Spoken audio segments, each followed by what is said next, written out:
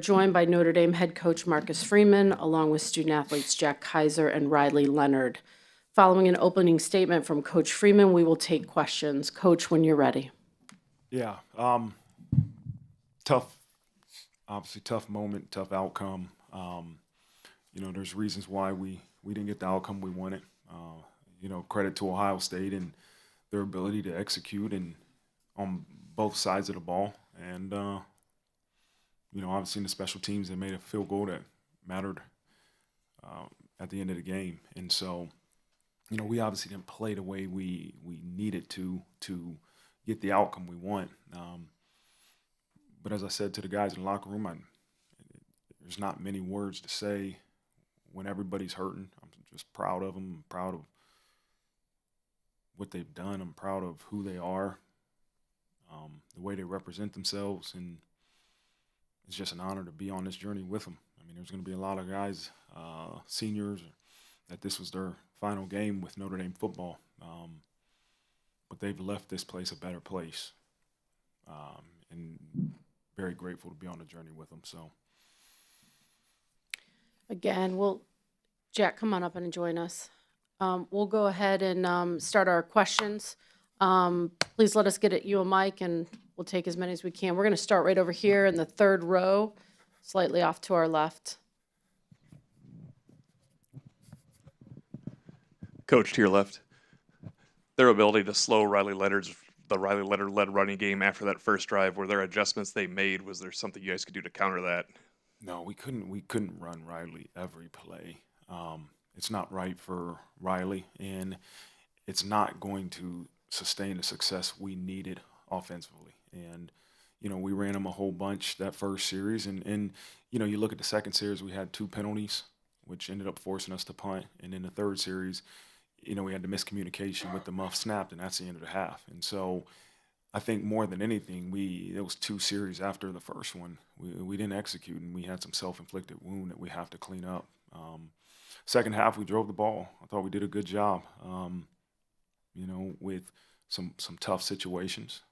But we can't run Riley every single play, and that's not what the formula for success is. Follow-up, Jaden Greathouse's last 2 games, he's shown great growth from the regular season. What did you find in him, and what did Riley find in him in the second half? I think there was a confidence and connection between Riley and him. But as I said this before, production doesn't always reflect performance. It doesn't. Production is something that is a result of doing your job and the quarterback making a decision to throw you the ball and the offensive play that calls for it. But JG has been playing great all season long. Now just he's having some production to go along with how he's been playing.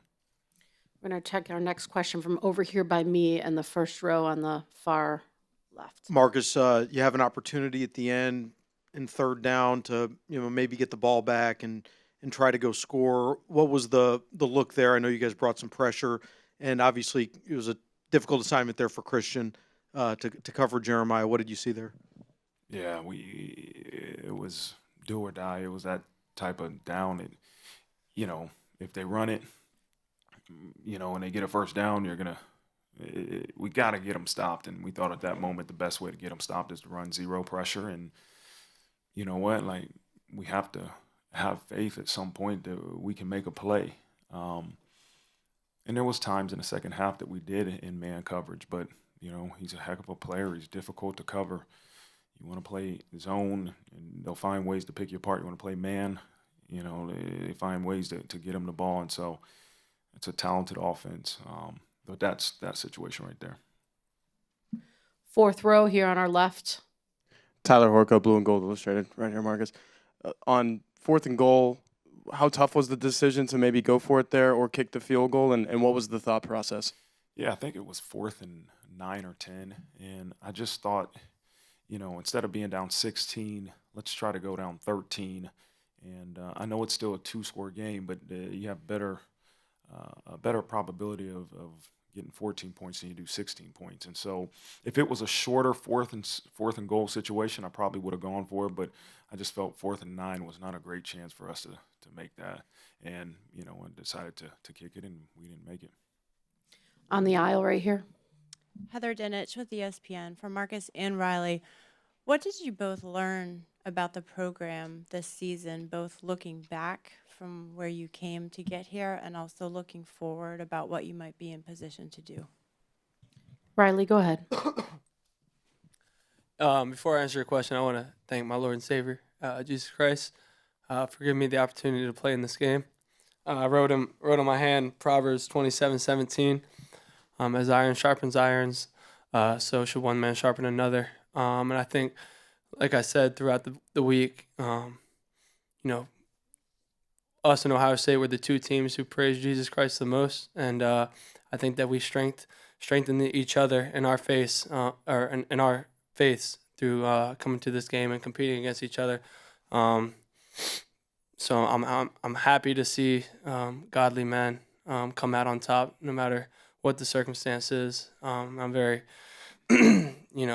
happy to praise Jesus in the lowest of lows as well. I think as far as this program goes, we've learned a lot. We've been through ups and downs. I've been through ups and downs. I don't even recognize the person I was before I got to Notre Dame.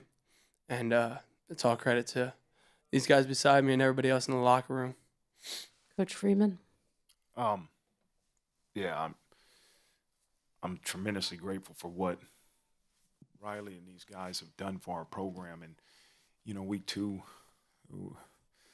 it was a rough outlook, right? You go from the highest of highs to lowest of lows. And, the reality is we all had a little bit of doubt, but we all chose to work and we all chose to trust each other and choose to love each other and be selfless and put the team in front of ourselves. And they did it every week.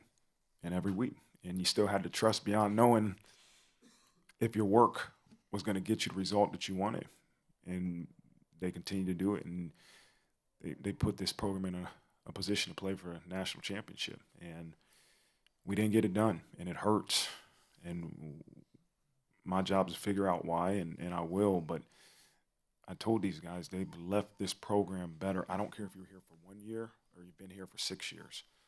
Our program is in a better place because of the examples these two have set and many other leaders in that locker room. So the outlook of Notre Dame football is extremely high. As long as the people in that locker room that come back understand what it takes, the work these guys have put in, there's a lot of success in our future. Gonna move over here to the second row on the left. Tyler James, Inside ND Sports for Riley. There was a report that you were puking after the first drive. What were you feeling after that first drive? Was that just exhaustion, or have you been sick? No, I just landed on the ball. Funny a couple of times. Wasn't feeling sick. Felt fine. Just landed on the ball. Felt a little awkward. No problem at all for me. We're gonna come right over here, third row in the middle. Pete Sampson with the Athletic. Jack, I've asked you 70 games at Notre Dame. Could you speak to how you feel like you're leaving the program better than how you found it, and just sort of what this place has meant to you over the 6 seasons? I think when you look at the 6 years I've been here, what I remember is the people. From when I was a small, underclassman, just trying to learn the ways, looking at a Drew White, a Bo Bauer, to being a guy, running with my boys and JD and Maris, and then this year coming back and feeling like I had a chip on my shoulder and getting to meet, amazing guys like Riley coming in and just kind of go on the journey we went on. And to have Coach Freeman, yeah, it's about the people. It's the people that's made this place different, and it just shows where this program's heading. The people in this building are the best, absolute best. Right in the middle on the left. Jay Busby, Yahoo Sports. Riley, in addition to falling on the ball that first drive, could you take us through it from your perspective, from starting out to getting into the end zone? Yeah, I think the best thing we did on that drive was just stay above the chains. I mean, you see the next 3 drives after that, penalties and miscommunications, and all that stuff's on me. That first drive, we just came out and played Notre Dame football. took advantage of our matchups when we had to. We just drove the ball down the field, used me to run the ball a little bit, we used the running backs to run the ball. Everything was just clicking. And then, the next couple of drives, maybe I got relaxed a little bit, and I can't let that happen. And I apologize to everybody for the way that I played after that drive in the second quarter, because it's unacceptable. And these are things that, aren't necessarily physical, but just like the mental side of things that, I can't make certain mistakes. But I just got to live with that and respond. And that's kind of what, the message was at halftime. Like, you got nothing else to lose. It's the last game no matter what. Might as well go out there and, sling the rock and trust your guys. Come back, stay same side. Christy Freud, USA Today. Riley, you've grown so much since you were a dark horse at Duke. How do you feel like you flipped your narrative and then just improved as an overall passer? Yeah, I'll start with just like the guys around me. Like, it's very easy to be a successful quarterback when, first and foremost, your coaches are just setting you up for success. I've never been so prepared in my life. I've just learned so much within this past year. And then the guys up front, like, I'll start with the offensive line. And these guys, like, from the day I got here, I kind of understood like how special they were. And yeah, the O-line, and then the wideouts as well. Like, every single one of those guys, you look at our offense, and a lot of people want to describe us as a rushing offense, and I'm, probably labeled as a rushing quarterback sometimes, but these guys don't budge. They do their job. They smile.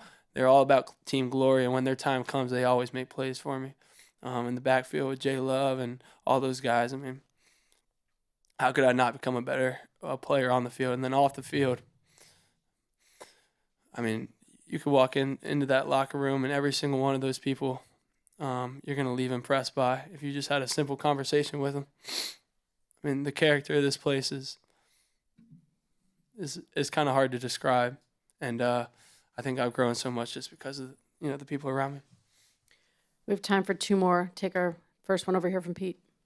Marcus, I was curious, from the end of the first touchdown drive to maybe the strip of Ibuka, like, do you feel like you guys got out of character in any way? I don't know if that's how you would phrase it, or is it something Ohio State did to just sort of, put you on your heels or make you play outside your comfort zone? Yeah, I mean, there was some things on both sides of the ball that we don't normally do, and some communication mistakes,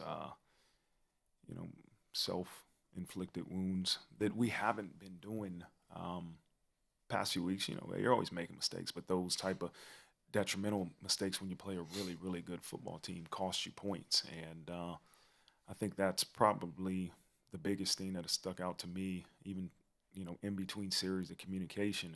Hey, we're good, we got it. Well, we can't make mistakes. And so it falls on my shoulders, and, as the head coach, we have to prepare and be better prepared for this moment.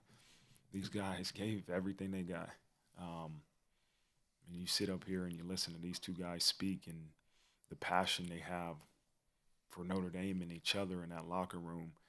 I mean, I'm just sitting here listening like, this is one of the greatest gifts in life, is to be able to be the leader of this program, because you have great young people like this that share the blame when you have, to share the success when you win, and own the blame when you lose. But I'm better because of them. But we just have to be better. I got to make sure we prepare better for this next opportunity that we have in the future. Last question right over here to our right. Charles Odom with the Associated Press. Riley, one more about that opening drive, if I could. I think you just referenced you ran the ball a little bit, but you had 9 carries on that drive, and that's half of your top total for a full game this season. Did that take something out of you, or did a long drive by Ohio State give you a chance to recoup and recover? Yeah, I mean, Coach Free's always about reload and, worry about the next play. So I didn't even know it was 9. If you asked me, I probably would have said it was like 3 or 4.